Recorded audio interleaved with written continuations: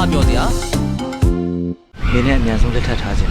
ချိုကိုကိုနဲ့လည်းတိုင်ပင်မရစေအောင်ကိုကိုရဲ့ သူကူညီခဲ့တာလေးကိုကြည့်ပြီးတော့တစ်သက်လုံးကျေးဇူးရှင်ကြီးတယောက်လို့မိဘနေရာမှာတော့မထားပါနဲ့သူကကိုကိုတို့ကိစ္စကိုမဖြတ်ဘူးလို့ပြောနိုင်တာ ငါကလေအဲ့ဒီယောက်ျားဆိုတာတွေနဲ့တန်းတူပဲနော် ဘာပဲဖြစ်ဖြစ်နင်ကမိန်းကလေးပဲလေချို ကျတော့ဆိုလဲပြီးတော့ဟာငါမင်းနဲ့လိုက်နေလိုက်မယ်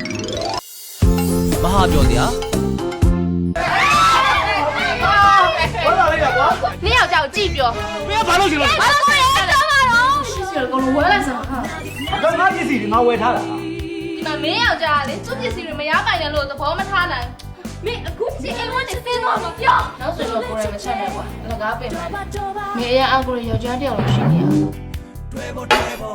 အပတ်စဉ်တနင်္လာနေ့တိုင်းည9:15မဟာ TV Channel မှာစောင့်မျှော်ကြည့်ရှုပေးကြဖို့သတင်းကောင်းလေးပါလိုက်ပါရစေခင်ဗျာမဟာပြောစရာ